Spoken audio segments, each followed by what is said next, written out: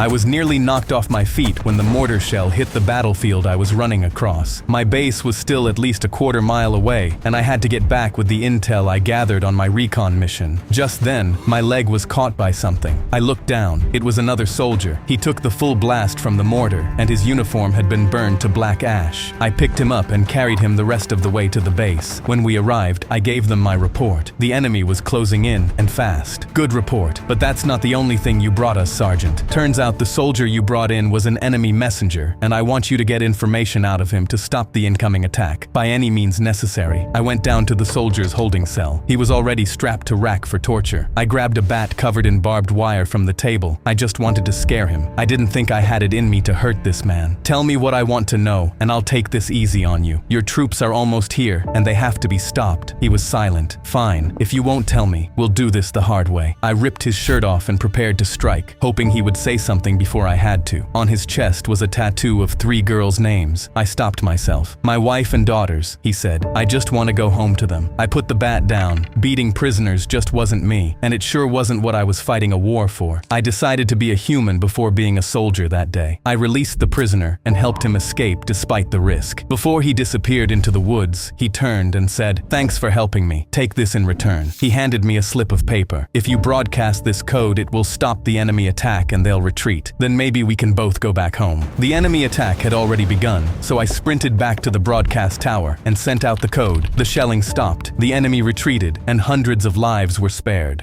I was nearly knocked off. My professor slammed his ruler on his desk. "Attention! You fail this test, and you fail my philosophy class. No excuses." He crossed his arms. "If you are caught cheating during this exam, automatic 0. You may start now." The exam hit my desk, and every question looked like a different language. I looked up to the same blank stare on every face in the room. I looked at the other pages, then put my head down, knowing I needed to cheat without knowing how. 2 rows up, a kid kept his phone open on his lap, scrolling every time the professor turned to the board, until he turned back too soon and caught him cold. "You with the phone! Automatic F! Come sit in front of the class!" The kid raised his hand, phone still in it, and walked to the front, sitting in full view for the rest of the exam. I started sweating, even though the AC was on, and I needed to figure something out. Behind me, another kid murmured into his collar, "Hey Siri, explain Descartes. I think, therefore, I am." His lips barely moved, and nobody looked twice. Then I saw the real move. A kid 2 seats over reading someone else's answers through his glasses. A tiny camera hidden in the lens, his head never turning. I dug a plain pair of black shades out of my bag, muttered light sensitivity as I slid them on, and angled my head enough to catch my neighbor's page in the lens. I was still good. The first test hit the table. "Once you turn it in, you stand up front until everyone's done," the professor said. Some gave up halfway and stood there anyway, pages blank, while others kept turning theirs in until every seat emptied out except mine, and I walked mine up last, shades still on. The professor glanced at them. "Those staying on, light sensitivity," I said, and went to stand with the rest. He pushed back his chair, walked to the front, and squared the stack against his desk. "This test was never about how you did," he said, scanning the room. "It was about whether you'd bend a rule to get something done, because the right call isn't the clean one. Everyone who turned it in passes." He looked at the kid with the phone. Drop the panicked face. "Your acting was great. Remember, guys," the professor said, leaning against his desk. "Naruto never got a fair hand, and he didn't wait around for one either." He tapped the stack of tests. "Naruto said it best. If you don't like the hand fate gave you, go build a new one."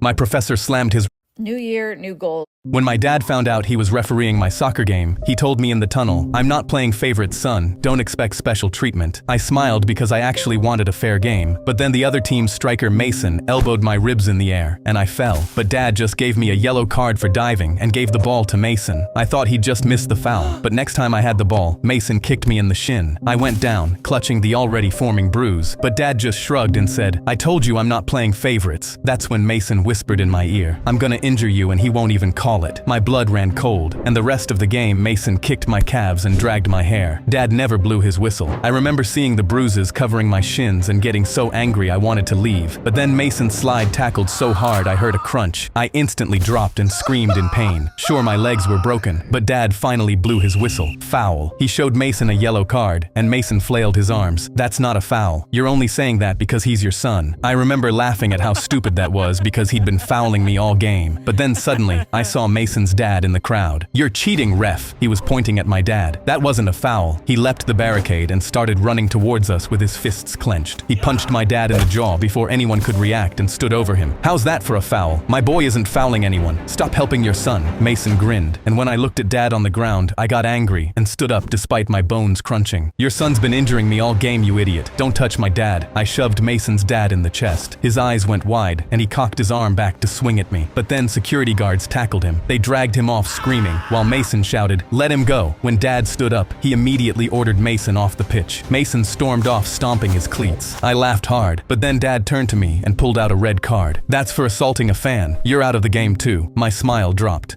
When my dad found out he was my safety harness unlocked at the exact moment the roller coaster took off. I tried as hard as I could to alert the ride operator, but they were way too busy doom-scrolling to notice my panicked screams. The coaster clicked up the first hill. My harness had raised fully above my head. At this point, the only thing holding me in my seat was gravity. We approached the top of the hill, and the fear took over. This was the craziest roller coaster in the country. The first drop was over 500 feet, followed by a huge loop and a tunnel. My screams grew louder as we reached the top of the hill, but the ride kept inching upwards. There was one final click, and we stopped at the top. My life flashed before my eyes at 10 times speed before the cart dropped over the edge. The G-forces were strong enough to lift me 8 inches out of my seat. The wind nearly blinded me, and my heart was pounding so fast that I thought it might stop completely. When we hit the bottom, my body slammed down with so much force that I thought I broke my tailbone. I had to focus through the pain if I wanted to survive what came next. The coaster began to ramp up for the huge loop. The coaster was designed to stop dead at the top of the loop to build suspense. As it began to peak, I began to fall out of my seat. My body fully left the coaster, but I was able to grab my harness. I hung there for what seemed like forever, holding on with all the strength in my body. My grip gave out just as the cart started to move again. I was falling straight down. By some crazy luck, the coaster reached the bottom of the hill exactly when I did. I landed perfectly in my empty seat. I ducked down at the precise moment we came to the tunnel. The raised harness clipped the ceiling and snapped completely off. When we came out on the other side, we were back at the start of the track. I jumped out, kissed the ground, and promised myself I'd stick to bumper cars for the rest of my life.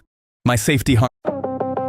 I handed a glass of water to my almost dead grandpa, but he smacked it across the room. He raised a finger at the photo on his wall and yelled, "Forget the water! I buried a treasure on that mountain." In the photo, he was young, standing on that summit with a shovel over his shoulder, and his chest rattled as he begged, "Take me up there before I go to heaven." My dad walked in with his new girlfriend on his arm and laughed. "He's demented, buddy. There's no treasure up there. Don't let him fill your head with dirt." She pulled him out the door while he shook his head, but Grandpa's eyes kept glaring at the photo, so I grabbed my new driver's license and smiled. "Let's go get that treasure, Grandpa." I loaded Grandpa, his wheelchair, and his old shovel into his rusted truck. Dad sprinted out yelling, "Stop! There's no treasure!" while the girlfriend honked from the convertible, but I pulled away with my heart slamming in my chest from excitement. Halfway up the mountain road, the truck jerked and died, refusing to start back up. I popped the hood with shaking hands, but Grandpa croaked from the seat, pinched the fuel line and tapped the filter, so my hands did what his voice said, and the engine roared back. I started driving again, but a few miles later, Grandpa went quiet mid-sentence and slumped against the door. I put my hand against his nose, but my face went pale because Grandpa wasn't breathing, so I dragged him flat onto the gravel and pushed on his chest, counting out loud, until he gasped awake, right as Dad's convertible screamed around the bend below us. I buckled him in and barely hit the gas before Dad could open the door. At the summit, I wheeled him to the lookout and the wind hit us like a wall. Grandpa gripped the armrests and pushed himself up onto his own 2 feet for the first time in a year. Dad's convertible skidded in behind us and he came running, but I stepped into his path and held him back. Grandpa pointed at the boulder from the photo. "Right there, dig there." My hands rattled when the shovel hit metal on the 6th swing, and I hauled up a rusted barrel that looked 100 years old. But when I opened it, it was filled with shiny new gold bars. Dad's eyes lit up, and he pushed the girlfriend away and pulled Grandpa into a hug. "I knew it, Dad. I always knew you weren't demented." Grandpa patted his cheek and winked at me, so I winked back. When he passed, his will left me every gold bar, and next to Dad's name, there was just one line: "There's no treasure up there."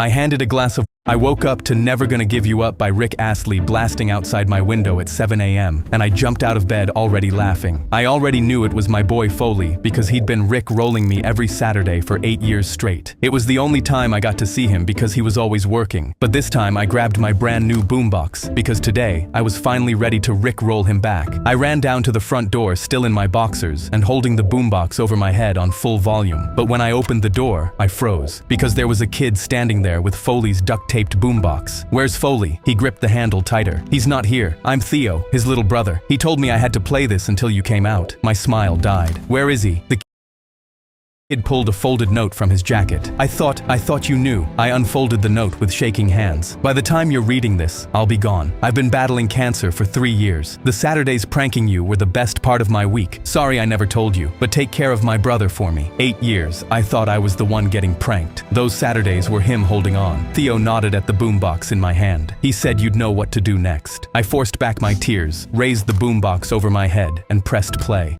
I woke up to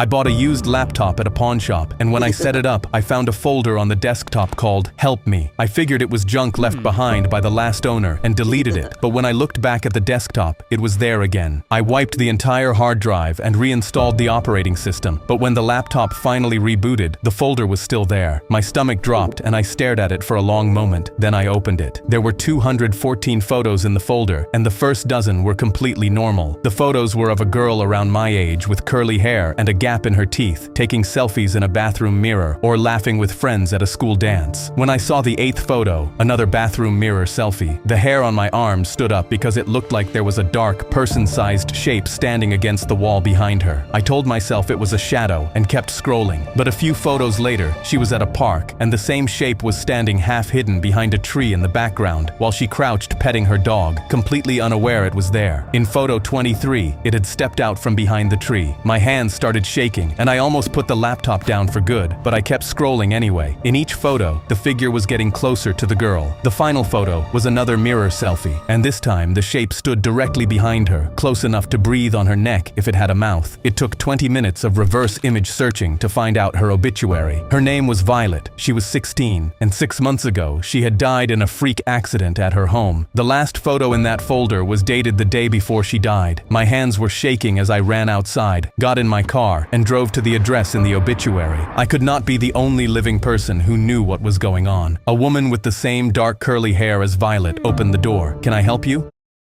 I nodded. I bought a laptop at a pawn shop and I found photos on it. I think they belong to your daughter. Her whole body went still. Where exactly did you get it? I told her the name of the shop, and before I could say anything else, she reached out and yanked the laptop out of my hands. I took a deep breath. There's something in the background of the photos, a shape that was getting closer in every picture. I think she was trying to document it, trying to get proof of something. She glared at me. Do not come back here. The door shut in my face before I could say another word. I drove home in silence, and when I got home, I grabbed my phone out of my pocket and pulled up the selfie I'd taken that morning before school. In the photo, there was a person-shaped shadow behind me. It was much closer than it should have been.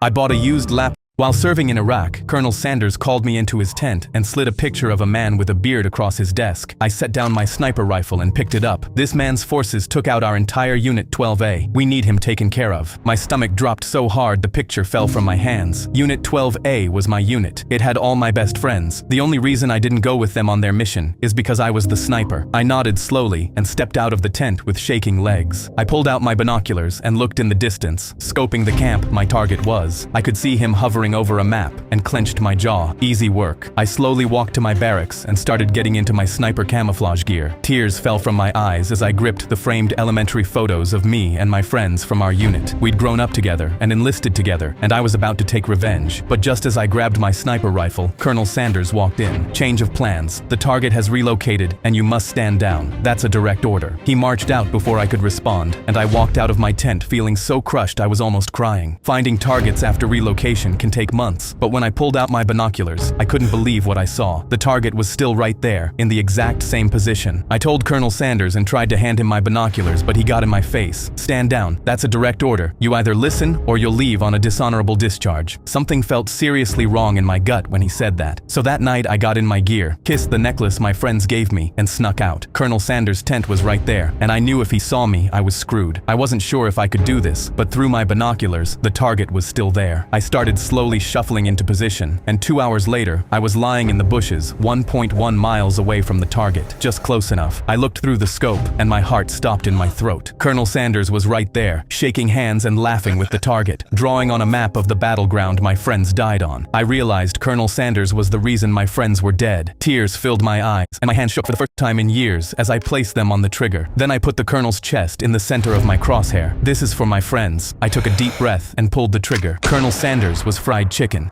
While serving in Iraq, Colonel Sanders called me in